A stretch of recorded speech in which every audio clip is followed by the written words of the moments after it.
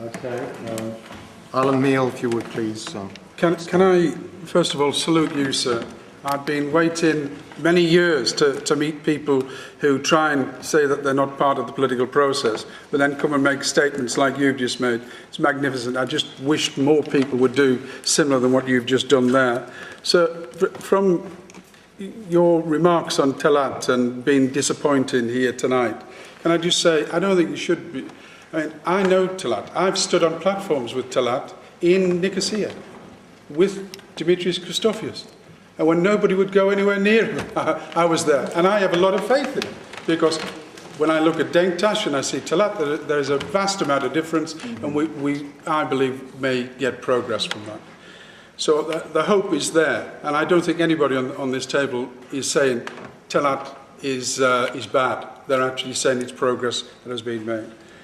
The Maronite community, I think we should all actually, on this top table, be a little bit ashamed, because we did mention Greeks and Turks, and we didn't mention a number of other communities that actually have been brought in and affected by this.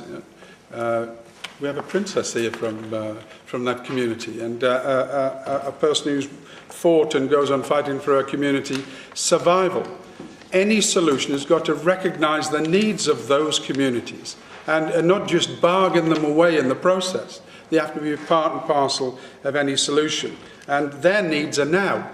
They're not for a full wholesale solution in the future. Like everybody is bound up in that. But they need help, and they need help now. And certainly that call for special status for the minority communities in Cyprus, I think that's a valid one, which I think everybody on this table will sign up to, and we can get a lot of other people in this House to do exactly the same.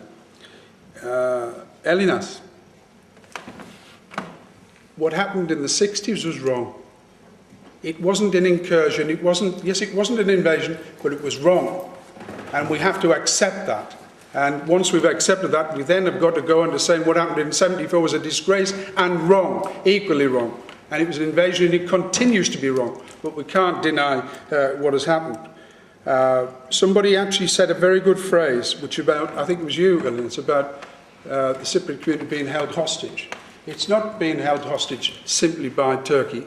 It's being held hostage by the diplomatic community of the world, who turns itself away from Cyprus and a solution, and it uses it for its own endeavours in foreign policy. And that has got to stop, because it's got to be a solution. Any proof of that, all people need to do is to read Brendan O'Malley's book on Kissinger and his and the American government's involvement in the whole process of 1974. So, you know, we have to wake up. What I think today is done is actually, for the first time in my memory, where we've had a discourse of opinions on the matter of Cyprus at a particular stage in time. Some of us in the coming months and perhaps year or two may be in Cyprus and be able to take the messages that we've had tonight back there. The one final thing I want to mention, because I was going to mention it the second half of my speech, but we ran out of time, we went into this instead, is we cannot either get any solution. Put the property thing, put the land thing aside from that. Put aside the history of 60s and the 70s, put that aside.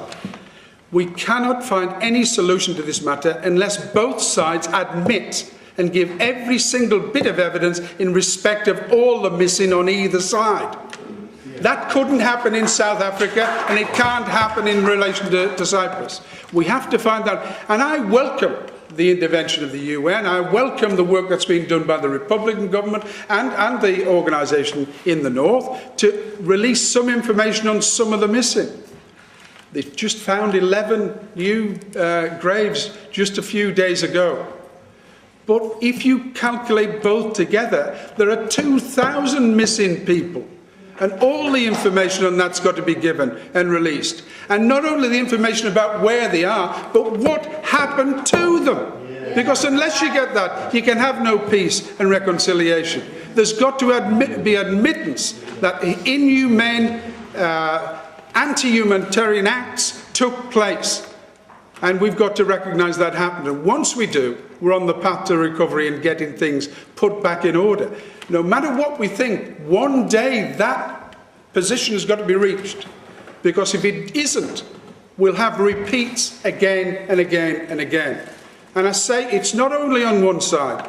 There are colleagues here in this room who have been in Cyprus with me when I've challenged leaders of the religious communities in Cyprus on both sides to say to their politicians, put everything aside and give everything you know on the missing, the whereabouts, and let's go there and make governments do it. That's what Nelson Mandela did with his own parties in his own government in South Africa, and we have to do the same.